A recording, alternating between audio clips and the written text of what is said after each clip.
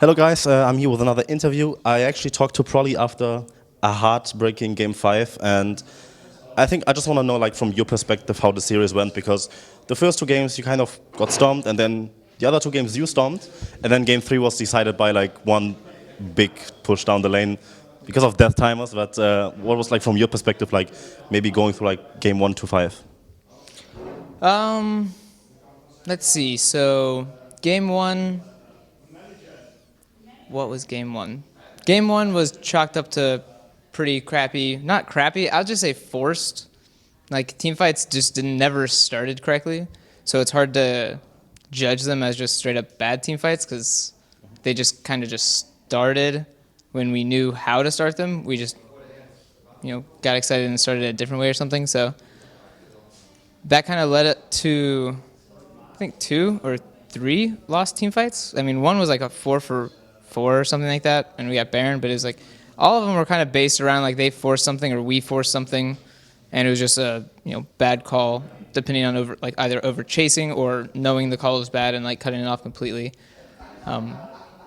Then let's see, game 2 was decided from like the worst Nash call in the world. It's like cool. We had I think we had Callisto Rise then, so we were like Callisto Rise, like holy shit, yeah, holy shit, like we have such a fast Nash, like let's just go do it, guys. And then it was like Callisto with Bork, so she had to get like 50 spears to smite it or something. And then I mean they were like right next to us when we started Baron, so it was like aside from the item on Callista and the fact that they were right next to us and it was early in the game, like it was just really rough call. And then after that they just ended the game. And then moving on to game 3. Let's see, game 3 was they just were bad at lane swaps. I think game 3 was lane swap, right? Yeah, they're just bad at lane swaps, so they like put a whole bunch of like pressure mid and ended up just losing out on lane swaps really hard. I think game 4 was pretty much like an exact scenario, or was game 4 standard? I think game 4 might have been standard, and we just pressured everywhere. I think that might have been their Kassadin game. Yeah, it was. Yeah, okay, yeah. So that was where they just had like losing lanes, and then like Gamsu like super like doesn't know how to play Trundle, so he like over chased and like he built like Ravenous Hydra first, and then like played like a tank would play. So they just basically had like a no tank comp with the way Gamsu was playing and building. So the game was just a complete snowball. And then game 5 was a good build-up from us. We like missed a lot of rotations, and we stalemated really hard when we put Corki mid. And then we started a team fight. No. Oh, yeah. So we start Baron and burn a flash, and then we back off. And then we start Baron, burn another flash, and then back off. And then Ori just randomly ults mid lane. So we're like, all right, free fight, guys. So we like TP'd in, and then they ran away. So fight was over. And then they're like still within one screen of us, so we just like full-on chased.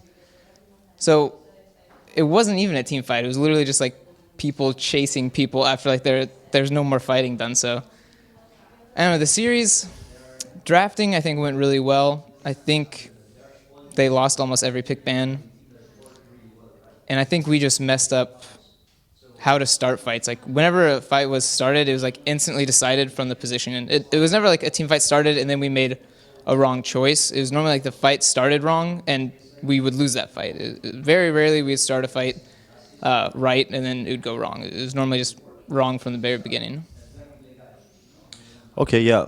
I mean, you talked about team fighting, and I think all analysts and experts can say, hey, H2K's lane swap game, early game is pretty good, but when it comes to team fighting, you guys just seem to fall apart and have no idea like how to engage maybe. Like, why do you think, what's the problem actually like regarding team fighting in H2K? What is it?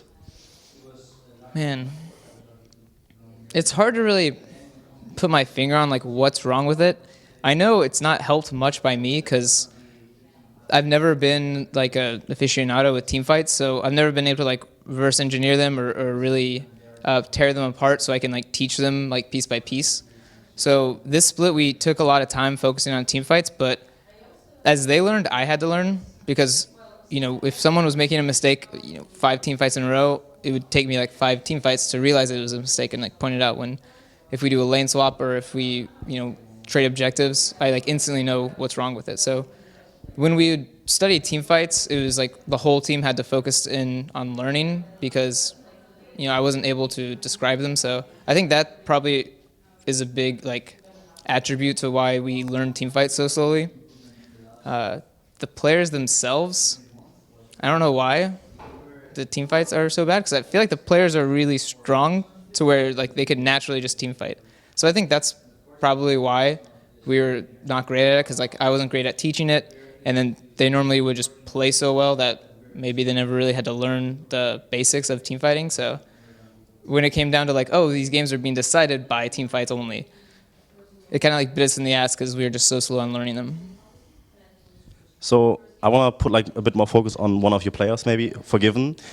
Stats tell me that he hasn't really won a single series like successfully, right? What do we make of like FORG1VEN? I mean, obviously everyone knows he's like a really great player, right?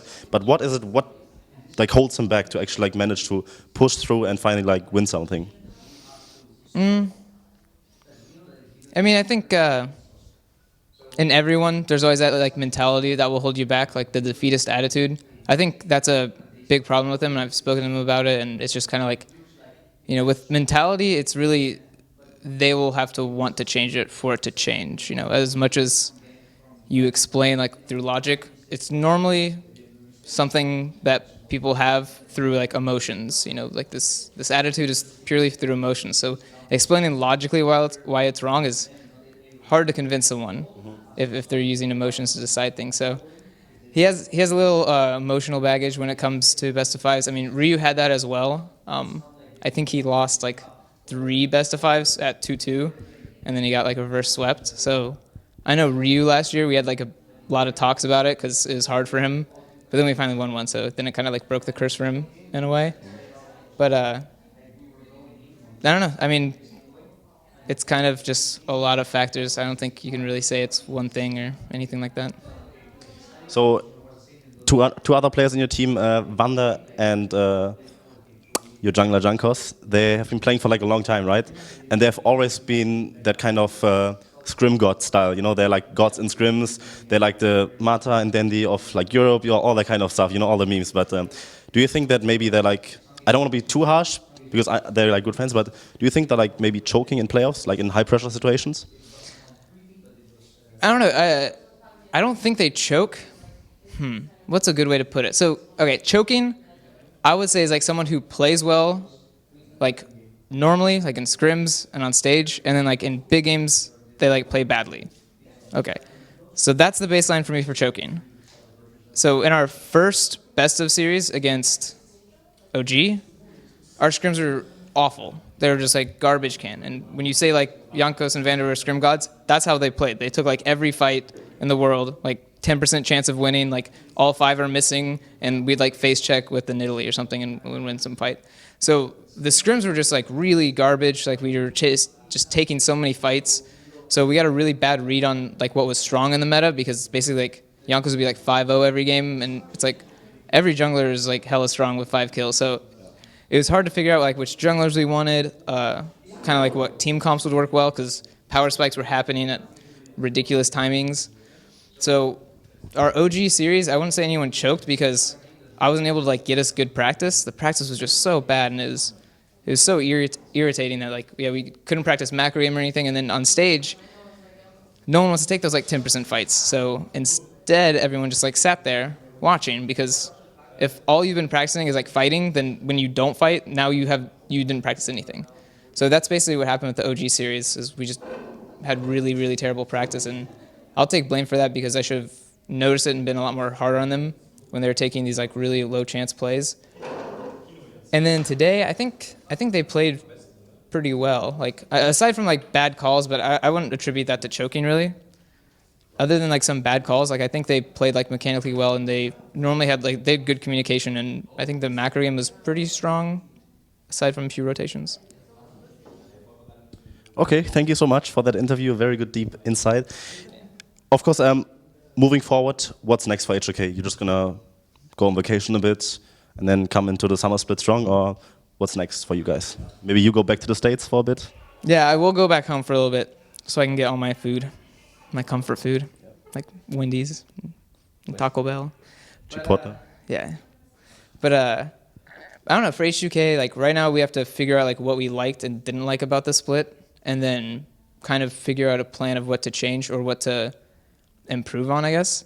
So it's going to be a lot of like me talking to like the owners and me talking to the players. So when we come back, it's, you know, we're not doing anything that we did this split. Like some things we did correctly and those will stay, but overall it'll pretty much be like, what sucked this split? Let's change that. So it'll be just a lot of R&D, research and development, trying to figure out what to do next split, but it will be pretty much just that, like nothing too planned.